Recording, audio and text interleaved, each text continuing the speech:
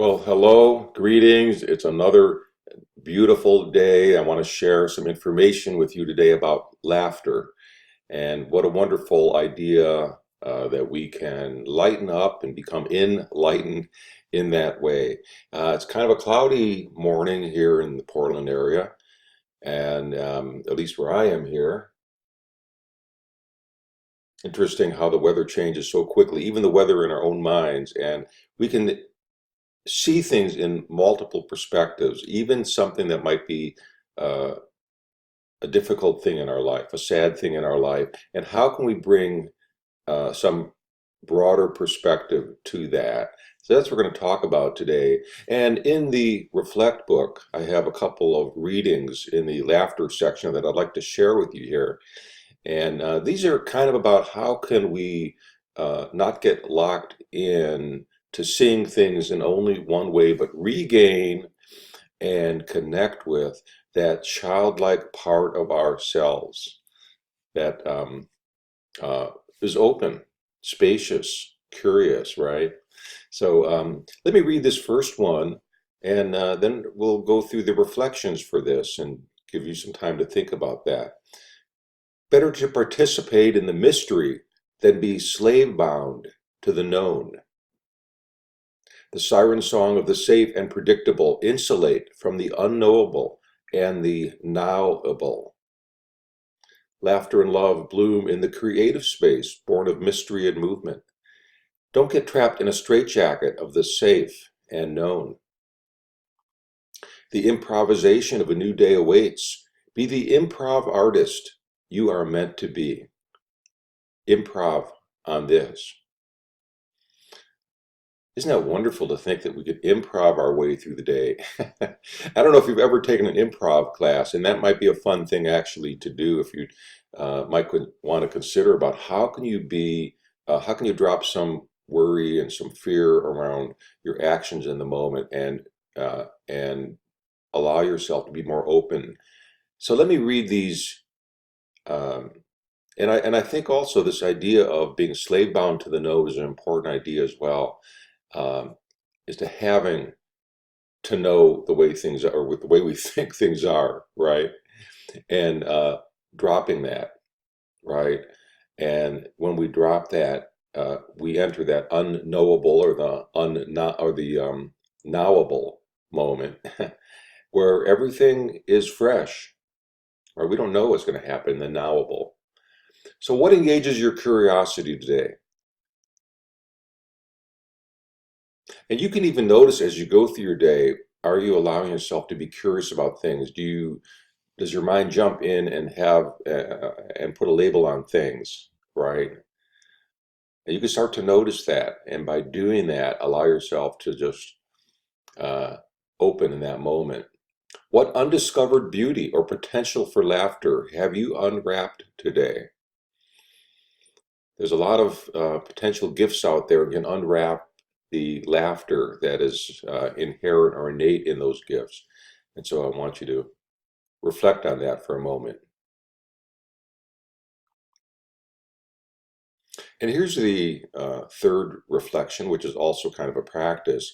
How can you transform old habits today by viewing each unfolding moment as an improv? How can you enter that improv moment? How can you notice when you're on autopilot? And it's easy to go through autopilot. And there's actually parts of the brain that once you learn something, it's easy it helps you just continue to do that. So we're also talking about how do you get out of the old ruts, right? And this is laughter can get us out of those ruts and into that very fresh moment. So the next one I wanted to share with you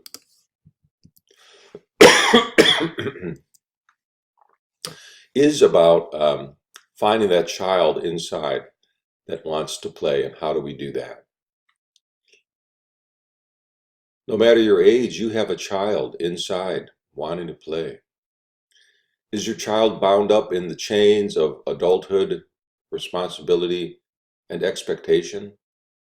How heavy those chains are.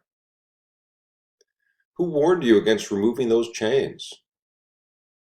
What purpose do they serve today? If removed, how would your world fall apart? Funny thing is, no one else can remove the chains but you. You hold the key, really, you do. Reflect on this. It's easy to take things very, very seriously, isn't it? And not to say that there aren't things worth taking seriously, but on the other hand, I'm a big fan of this idea uh, of what I call gravity-free awareness. It's awareness that does not have to orbit one thing in one particular way, but it's free, it's spacious, open, and with an awareness that is not drawn into that one small view of things.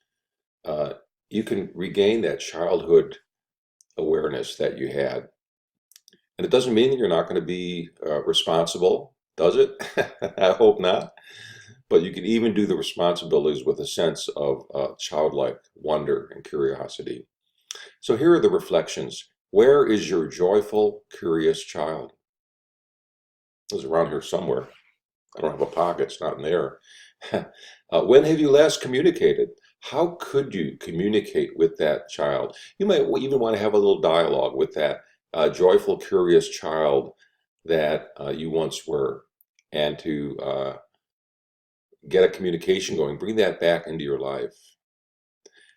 And then the third reflection slash practice. Today, exercise your child power.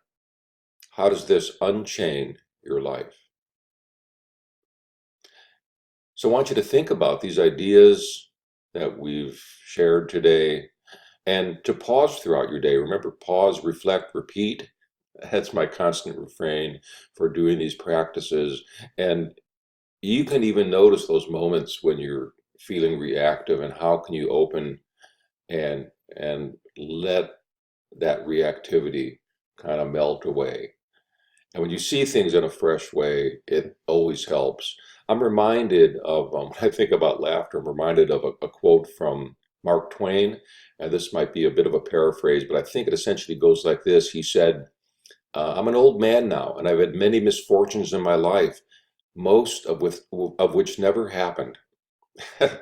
So he recognized that at some level, he grabbed onto those things that had happened and blew them up, maybe exaggerated them, held on to them. Uh, but when he got older, he was able to kind of understand maybe that, and he had an incredible sense of humor in his work. You know that he always had that. But how can we recognize and even change our reaction to stress in the moment? And there's actually research around that too, that if we can take a lighter view, if we can see stress, the difficult things in our life as being uh, transitory, temporary, things that could be problem solved, or things that could be seen with a sense of humor, that actually changes how our entire physiological system works, and we don't get all the stress response. It's not the same. So anyway, I encourage you to think about uh, improving through your day to day and connecting with that wonderful, curious child within. Thank you, and may you have a wonderful day. Bye.